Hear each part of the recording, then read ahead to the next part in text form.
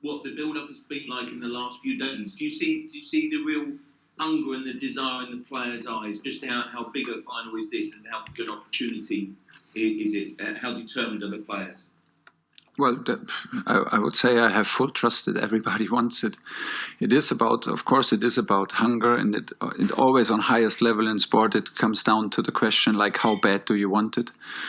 But I felt us very concentrated. I felt us very focused. I felt us very disciplined in the build-up of this week.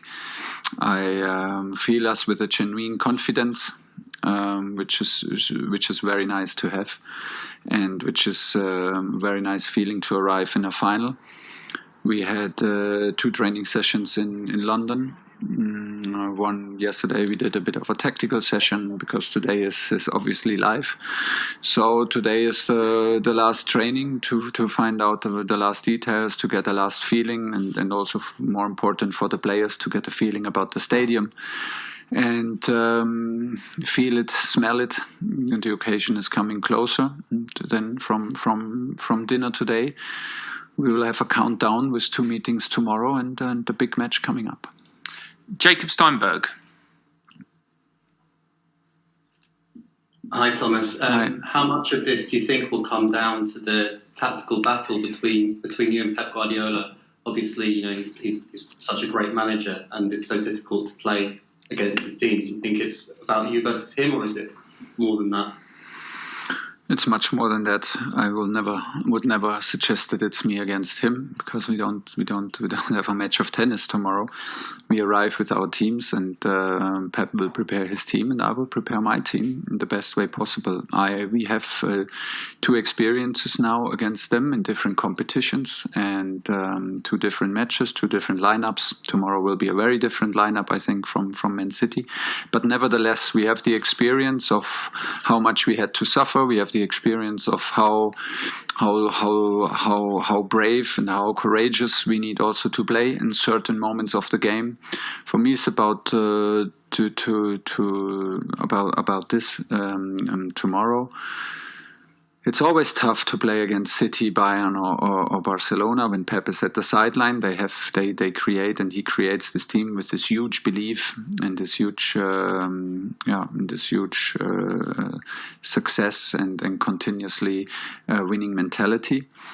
So they are maybe in the moment the strongest team in Europe and maybe in the world, and they have a huge gap. They have built a huge gap between them and us in the league. But we closed the gap for 90 minutes in Wembley. We closed the gap for 90 minutes in City, and this is what we want to do tomorrow. Ian Ladyman. Hi, Thomas. Can you hear me? Yeah.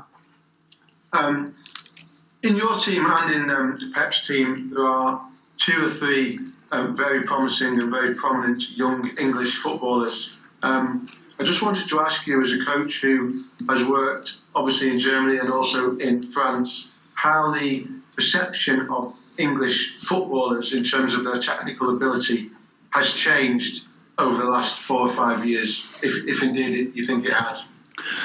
I think football in general has changed. It becomes more technical and faster, and on every position play more and more all-rounder, because the strikers also defend. The strikers need to run. The strikers need to dribble. The strikers need to win ball backs. The midfielders, of course, they need to be able to do everything. The defenders attack spaces now with the ball, without the ball. They need to be brave and courageous to cover a huge space and not only sit deep. So the game in itself has changed, and this is a constant change. And so do the players who are the biggest part of this game. And well, you have a lot of young English talents in Bundesliga, so we were very well aware of it, of all that quality, and that does not change when you work in France or in England. I'm glad to have these players. They are in the moment in the toughest league in Europe.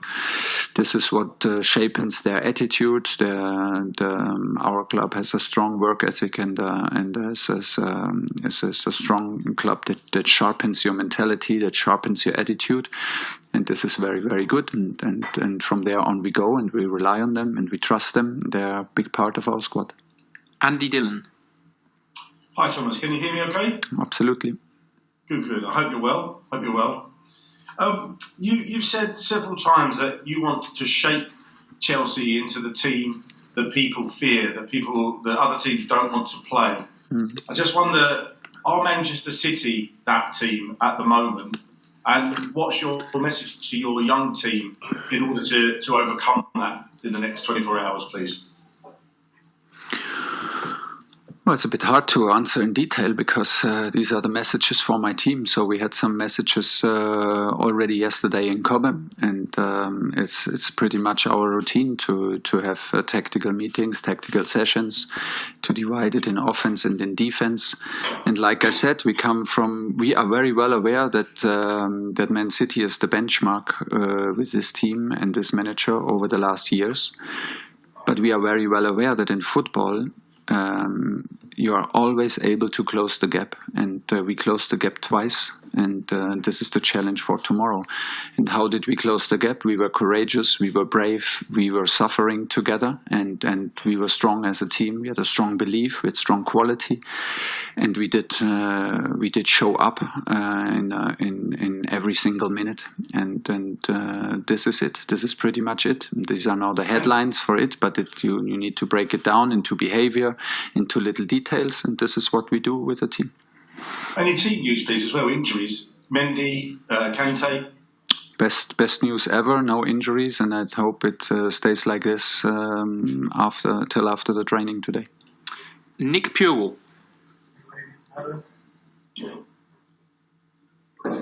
Hi Thomas. Just wondering, how do you practice penalties as a squad? And obviously, after what happened in the Europa League final, would Mendy or Kepa be ready to take a penalty if they were required to do it? Well, I hope so. We always practice penalties when we face a match where it's possible that it's going to penalties. Can we simulate the pressure, the fatigue, the occasion, and how it will feel tomorrow? No, we cannot. But still, we believe that we can take care about some patterns and about a certain rhythm and a certain habit during penalties, which we did. And honestly, the penalty shootout was fantastic in terms of quality from the takers, which was I don't think I've ever saw something like this. 20 penalties in a row and no miss, and so strong and with such a great belief well taken. Let's see. We have the guys. We have identified the guys who should take the penalties for us. But I don't know who's in the end on the pitch. So we need to be well aware. But we are prepared. And in the end, if we go to penalties, we go in there together, and we go out of penalties together, no matter what happens. Okay, we've got time for 3 more. John Murray, 5 Live. Hi Thomas, I just wonder what personally you and your staff can do, what you can take from the experience you had of being in a Champions League final less than a year ago, and to try and make it go your way this time. Yeah, but it's a different team and it's a very different situation. So if I was a player, I would not like my coach to talk about his personal experience in the last year. I don't think if I was a player that would help me. If we had this experience together, then we could use it and we could share it and we could grow from it. But it was. Like you said, for me and my staff, experience is a crucial thing in coaching. And after every match, I'm a bit a smarter coach and a more experienced coach. And this is the demand that I have to myself. So, of course, we learn our lessons from defeats. But it was, like I said, it was a 3-match tournament. It was a knockout tournament. It was Bayern Munich in the final. It was Paris, our team. So there's not so much where you can draw a line and say, yeah, this is the key point that we did wrong, or that we have to learn and then step up from that to make it happen. I don't think there is, but But like I said, we need every match to evolve as coaches, and this was a big part of it. We feel that we've come a long way. We have 6 matches played in Champions League together. Frank played with Chelsea a fantastic group stage, so we feel that we worked hard to be here, and we feel absolutely the hunger that we are not happy yet. We are not happy to be here. But we are not overexcited to be here. We want to be overexcited tomorrow after the match. We want to do the last step. We are here to win the trophy. Maybe a slight underdogs, but this does not change nothing. We want to close the gap, and we want to leave Porto with a trophy. Okay, last 2, Pedro Alfonso and then Nazar Kinsella to finish. Pedro. Hi, Thomas. How do you feel about to play another final in Portugal? And Guardiola always made tactical change when he played against you. It was like in Germany, also now in England, in the last 2 games. What tactical surprise do you expect tomorrow? No, I don't know what to expect. Honestly, we have to wait. I'm not in Pep's head, and I'm not in the meetings, and I'm not in what he thinks and predicts. And just to make this clear, this is not about preparing a team. It's not about that I give them the impression that I know what's going to happen tomorrow. I simply don't know. I can just prepare them on several possibilities, on our principles, on the principles of the game that we can analyze from Man City. But in the end, I want to encourage them to be brave, to take actions, to stay active, to defend and attack with a certain aggression, and that we try to be the very, very best, that we have no regrets after this game. So this is what I encourage my team to do in all aspects of the game. It's not about prediction. It's not that I know what's going to happen. I simply don't know. So why should I pretend to know? I try to encourage everybody. I try to prepare several opportunities and prepare my team for that. And what was the first part of your question? I forgot.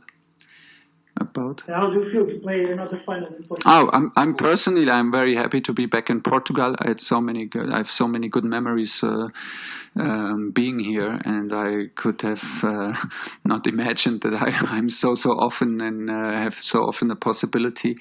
Last time I was here in Porto, I was a huge admirer of the stadium. So now to be here again, and we played now against Porto, but we needed to play in Sevilla, and now to be here again in the stadium brings all these memories back. And we played also against the teams from Lisbon, Benfica, and Sporting, and we played the final 8 in Lisbon, and so now they brought it again into Porto, and it feels very, very good to be here. Everybody is super friendly. It's a fantastic stadium from a fantastic club that I watched from my early childhood when they played against Bayern Munich in the final, and so a lot of memories come up once you are here in Porto, and I'm very happy to share this with my family on the stands, and it means a lot to me. Last question for Thomas, Nazar Kinsella.